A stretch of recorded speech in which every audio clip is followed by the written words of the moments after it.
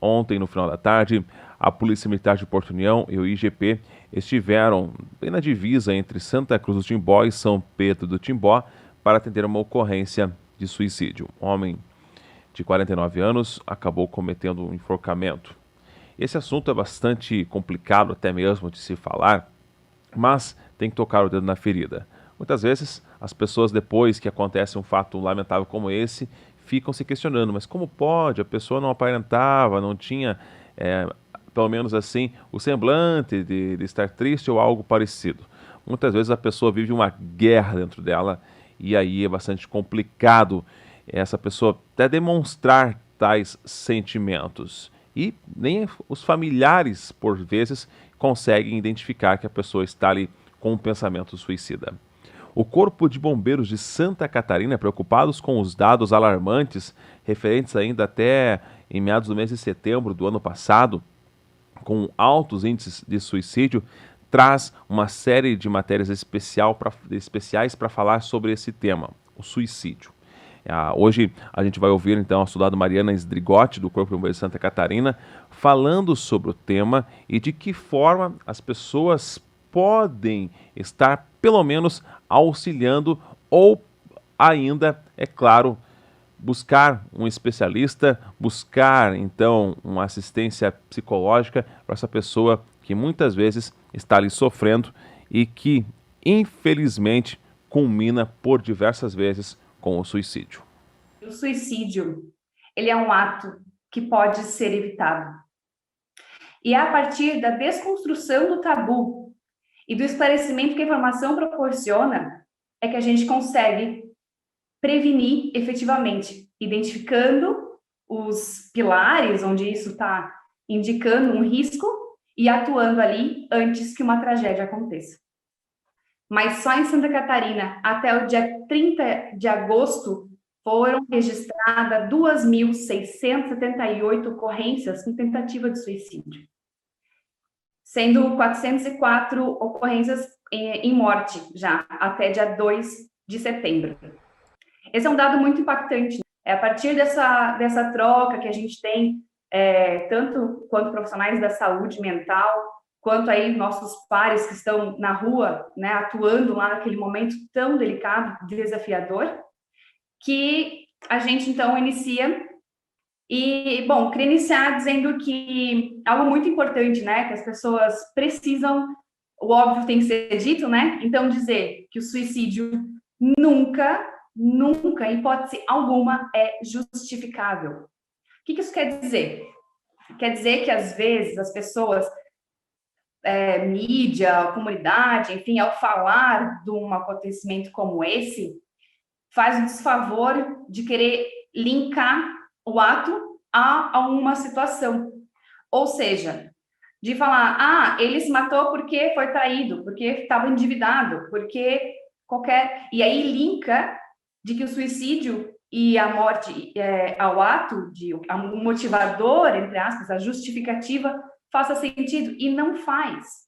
Não faz. Suicídio nunca é justificável. E é sempre importante também ressaltar a deficiência do neurotransmissor, como a serotonina, noradrenalina e dopamina, um dos grandes influenciadores aí na alteração de humor, na questão mais depressiva, enfim, por falta desse neurotransmissor que manifesta no nosso comportamento um humor mais deprimido, falta de motivação, enfim. Então, são questões que podem ser tratadas, né? Mas que quando não é buscado ajuda, não tem um tratamento, um diagnóstico e acompanhamento eficaz, profissional, acaba, enfim, tomando aí um rumo proporcional, né, que poderia ser evitado. Então, a mente, ela, por mais que a gente possa vir a pensar sobre a possibilidade da morte, como uma alternativa frente a uma dor emocional muito forte, muito intensa, não é um pensamento natural, não é um pensamento aceitável, até pela evolução, né? Nosso instinto é de sobrevivência, não o contrário. Pensar em suicídio, pensar num ato de acabar com a própria vida é totalmente antievolutivo, inclusive. Então, não é natural. E na medida que a gente pensa isso, logo a mente tem uma tendência a falar, não, mas espera aí, o teu trabalho, a tua família, e E as coisas como vão ficar, então a mente vai trazendo isso para a gente, nesse conflito que a gente está de pensar e, ao mesmo tempo, a mente de nos defender dessa possibilidade. Então, falar que o pensamento sobre a morte, ela é sempre um parâmetro para mostrar a necessidade de ajuda. Vou usar uma analogia, talvez que exemplifique, né? A febre no nosso corpo. Chega aqui um colega meu e diz, nossa, tô 39 queimando de febre, 39,5. Não sei o que está acontecendo comigo. Aí eu olho e falo, mas também, né? 45 graus aí fora, sol de rachar, tu viesse correndo aí na areia, fez muito exercício físico, tá muito quente, é normal a gente elevar a temperatura e chegar a 39,5. Então não tem mais o que fazer, né? Toma um banho de mar aí, vai dormir, enfim, não é, né? Febre não é esperado.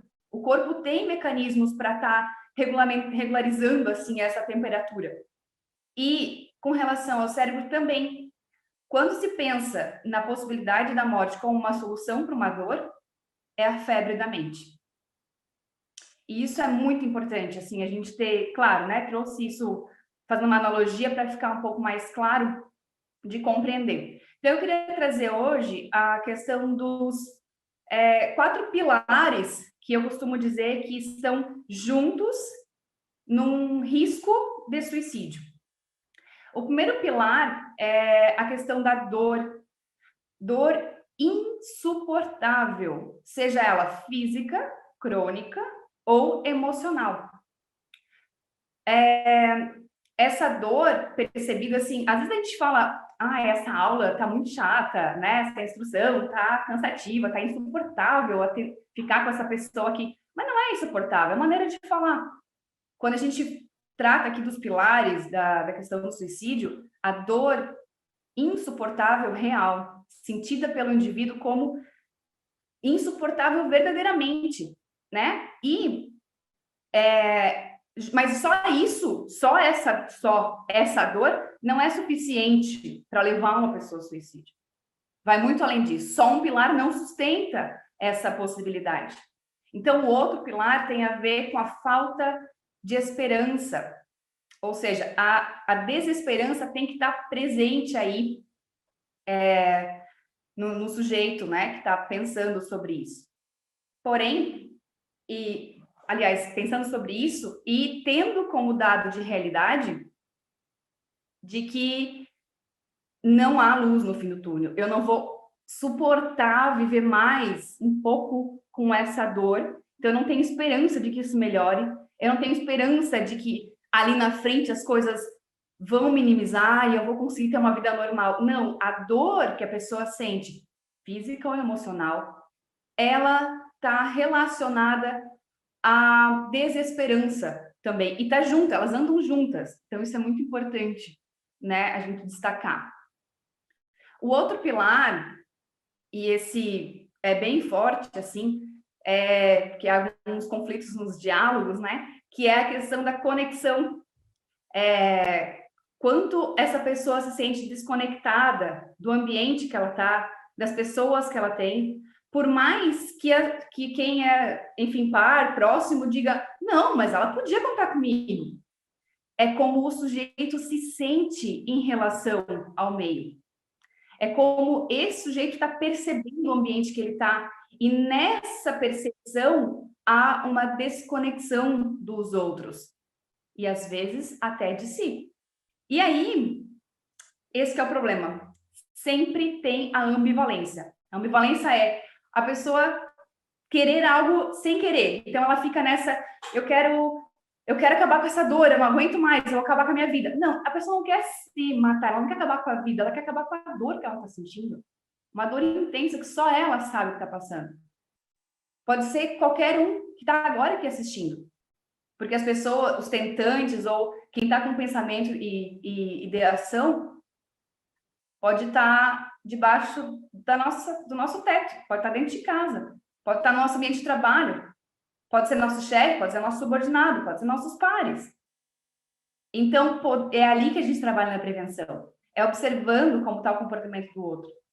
É quando a pessoa falar alguma coisa, conseguir ouvir e acolher, o que é muito importante.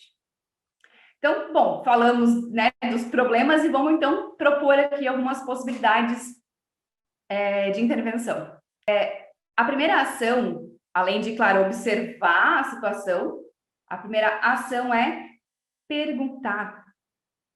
Ai, Mário, mas perguntar se a pessoa quer se matar? Meu, não vou ter coragem de falar isso. Vai que ele não estava pensando e eu dei ideia. Mito, não tem essa de dar ideia. Falar é essencial. E às vezes a pessoa não tem coragem de falar, tomar a atitude de falar, olha, eu estou sofrendo, eu preciso de ajuda. Às vezes é muito difícil de pedir ajuda. Então, quando a gente percebe, tem formas mais sutis de falar, né? Como é que tá isso para você? Como é que tá essa situação aí que tu está passando? E ouve a pessoa. Infelizmente, a gente tem uma necessidade, né, comum aí de ouvir a pessoa não para entender, mas para dar uma resposta. Às vezes a pessoa só precisa ser ouvida. Uma escuta acolhedora, uma escuta respeitosa, uma escuta sem julgamentos. Se não concorda com o que está ouvindo, mas pelo menos acolhe a dor da pessoa.